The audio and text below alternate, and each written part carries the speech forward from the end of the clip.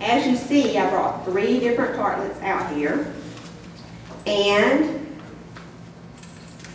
they're all different shapes. Now, I like my stuff to be different shaped. I don't like everything to be uniform, because that makes it unique. You're just going to spoon a little bit in there, and as you can see, this is kind of soft, because it's been sitting out here for 5 or 10 minutes. Spoon that in there. Very easy.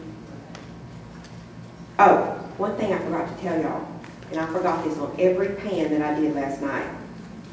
When you put them in the pan, I press down with my thumb to make a little indentation, but you have to prick it with a fork after you do that. Okay? Every one of my pans I put in the oven, walked away, and then said, I go back and prick it with a fork. So I had to pull them back out and prick every one of them with a fork. So I'm just reminding you, prick it with a fork. So you might want to highlight that or underline it.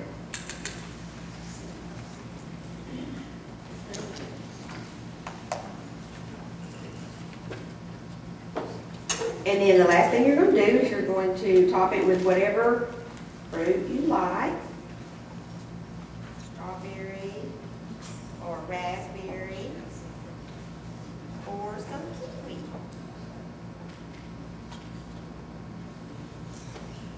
And that's your shortbread tartlets.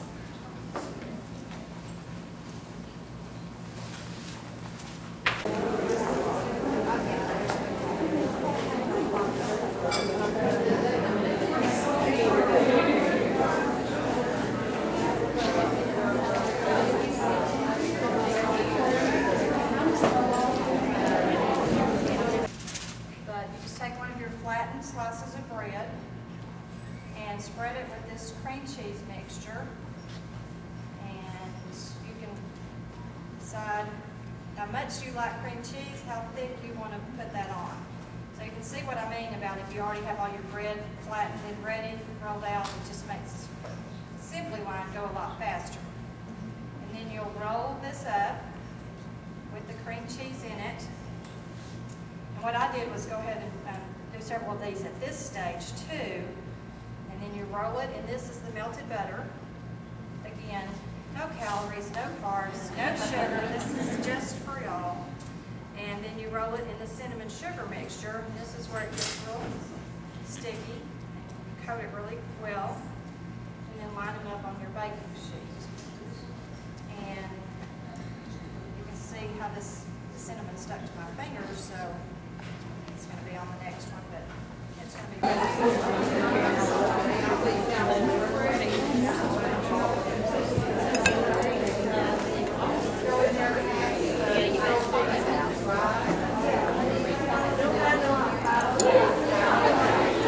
Do it in the microwave because it's so much easier. Took a bowl, put all my marshmallows in it and my butter. Took about 35 to 40 seconds. And they were ready. Of course, when you take it out, they're just going to look like they're still marshmallows. And marshmallows is like chocolate. If you overcook it, you have to throw it out and start over. So take it out, and the more you stir it, it should melt, unless you have a microwave that maybe has a little bit higher wattage than mine. Did that, made it nice and smooth, and I poured it over my popcorn.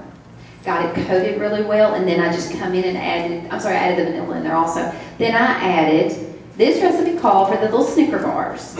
So I cut that in half down the center and then chopped it up in little pieces. So I probably got about 8 pieces out of that. I put that in there. I took chocolate chip cookies, crumbled those up and put it in, and almonds. Now, you don't have to do it that way. If you like a Reese's Peanut Butter Cup, use a Reese's Peanut Butter Cup. Any kind of chocolate, Twix. Now, I don't think I would put a Thin Mint, but if you liked mint, you could do that. But any kind of chocolate candy that's out there, cut it up, throw it in. Now this, like I said, this called for almonds. You don't like almonds, use pecans. You can use walnuts. That's strictly up to you. Doesn't matter. Now, the recipe called for salted almonds, and I couldn't find those. So I didn't use salted. Salted probably would have been better, but I couldn't find them. So again, change that up. The one thing that I did change is it called for orange and black M&Ms, and I couldn't find any. So what I did is just took some sprinkles that were black and orange and threw in there and mixed it up. which probably cuts down the calories a tad. Not that we're going to count calories with this, but you didn't have quite as much chocolate because we cut the M&Ms out. So again, all kinds of fun sprinkles. The kids love this. Once you mix it up in your bowl, I just spread it out on a piece of wax paper. And if it wasn't humid, within an hour, it would have been nice and dry. Only took a little longer, and it was still a little stickier. But what's fun about this is you can serve it different ways. Now, I've got it here just on a platter. If I was going to do it, you sure could. Okay, thank you.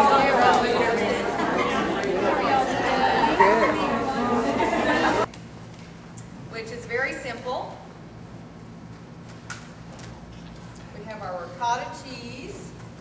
Like I said, we're going to use half of this.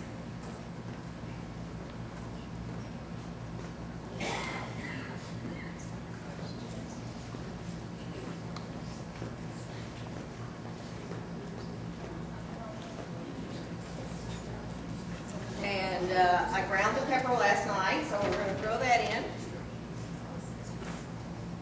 Can you see this okay? Is it far enough? Okay. Salt, some ground salt too. And our herbs. This time of year, how many of you grow herbs in your backyard? Okay. This time of year, they're not looking as good as they were maybe a month or two ago, but these still have good flavor, and they'll probably be good for a little bit longer. So I'm going to mix that together. And if you can, let this sit overnight, it's really going to let those flavors come through. I'm just going to say Of course.